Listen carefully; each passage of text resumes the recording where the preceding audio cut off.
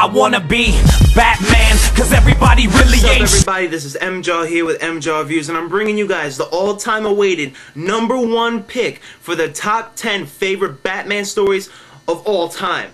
Now, before I get into my #1, I had a subscriber. They asked me if I could read down from 10 to 2, just so you know and get a feel of what I picked, so you have a little leadway on how my taste was until I got to #1. So without any further ado, let me just read off that real quick, and then we're going to get to my #1 that you guys are all biting at the nails for. So let's do this. My number 10 was Arkham Asylum. My number 9 was Batman and Son. My number 8 was Battle of the Cowl. My number 7 was Heart of Hush. Number 6 was Dark Victory. Number 5, Hush.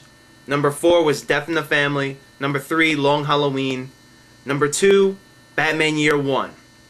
That was my top, well, 9. Now this is my number 10. And without any further ado, and if you guys want to see why I picked those and you have like a little dispute on like, you know, why is that your #1, check out the video and it'll give you the reasoning why and whatever behind the story view on why I like those ones the best.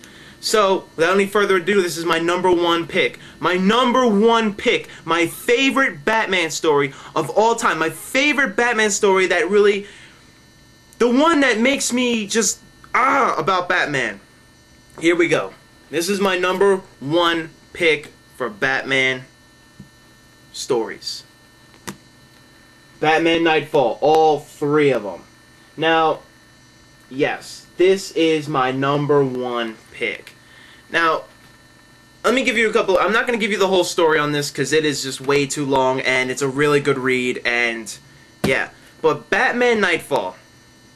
Now, originally it was like Nightfall, Night Quest, Night's End, but they just made it Batman Nightfall and then started calling it Broken Bat, Who Rules the Night, and Night's End. I don't know why. I like the other way better, but whatever. Let's talk about Nightfall for a second. One of the reasons I like this... Alright, let me talk about the story first, and then I'll tell you why I like it a lot.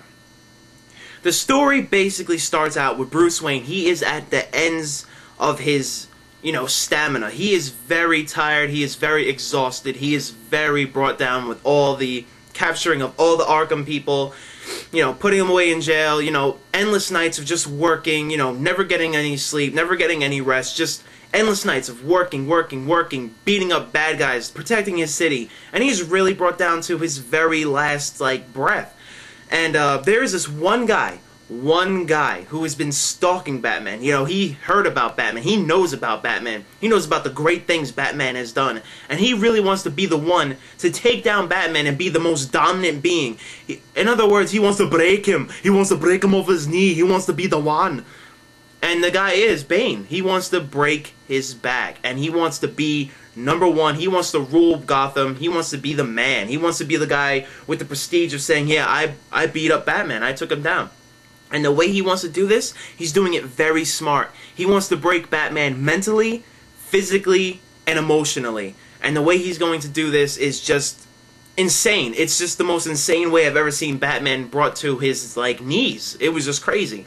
The beginning of the Batman Nightfall, Bane, he winds up breaking out all the people in Arkham, all the people he locked up, everyone. You know, you got Mad Hatter, you've got Penguin, you've got all these people like Joker, Scarecrow, all these Victor Zsasz, you know, all these people running around, and Batman has to wind up capturing all these people again and putting them back in Arkham Asylum. And Bane is watching all this, waiting for his perfect moment to strike. He wants to get him when he's at his weakest, and then strike him, and make sure that fatality blow is the end. It is the end. It'll finish him, flatline him. It'll be it. And Batman, he winds up fighting all these guys again, and winds up capturing all of them. And yet you still see Bane watching this on TV news of seeing, you know, Batman lock all these people up. But this time, when Batman's fighting these guys, it's taking all of his strength to even take down someone like, you know, Mad Hatter or someone like Scarecrow. It takes, like, forever for him to fight them because he's so tired and drained. And, you know, a lot of things with Robin, you know, he's telling him, you know, you need to calm down, you need to, you know, rest a little bit. But Batman don't rest. Batman doesn't rest. He ain't no bitch. He's gonna take this down. But towards the end of, you know, the first book, which is Broken Bat, yeah, first one, yeah, just making sure because I have all of them stacked. But towards the end of this, Bane really gets to Batman's core and winds up breaking him. He winds up busting into his house, winds up beating his ass, you know, breaking his back, and winds up showing everyone, look, I beat Batman and I'm the man. And Batman has an apprentice, you know, the Azrael guy, Jean-Paul. Well, Jean-Paul, Batman asks him to be the new Batman in his place so that, you know, Gotham could be watched over. And the whole thing goes on with the Bat family, like Dick Grayson and Tim Drake, about not being asked, but Batman has a real reason why he doesn't want to ask Dick Grayson to be Batman, because he cares a lot about Dick Grayson, and he doesn't want him to go straight after Bane. And Batman knows Dick Grayson will do that, and he basically tells him, you know, Dick Grayson has his own life now. He's Nightwing. He doesn't want to be asked, you know, to do such a thing like this, but Dick Grayson kind of resented him not being asked, you know. All this happens, and then Azrael, you know, he winds up being the new Batman, but with the system in his mind, you know, the Azrael system being in his mind, it screws with him a little bit, even when he runs into the Scarecrow and, you know, the scare toxins and everything. And, you know, you got Joker and Scarecrow working together now, too. They kidnapped the mayor, you know, having their own little fun. I mean, Gotham is just a shit wreck. I mean, a lot of shit's happening. And Azrael, you know, he starts, you know, cleaning up the city, but he's a little nutty. He's a little screwy, especially with the Azrael system being in him. You know, it activates itself.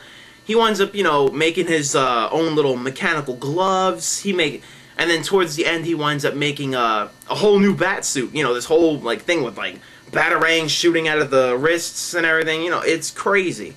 He winds up facing Bane a couple of times. I think it's twice.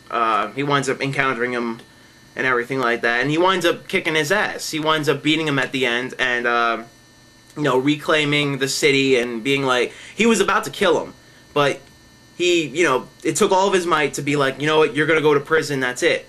But that's not what that story ends. The story still keeps going on with Azrael being the Batman of the city, but it starts getting a little hectic, and it starts getting a little crazy, and he's very violent, and this is not what Batman wants. So Batman, he winds up taking in the care of Lady Shiva to learn his ways again. He learns how to become Batman again. He learns how to leap off buildings, fighting, everything like that. Learns his skills again. Learning his #1 rule, never to kill anybody.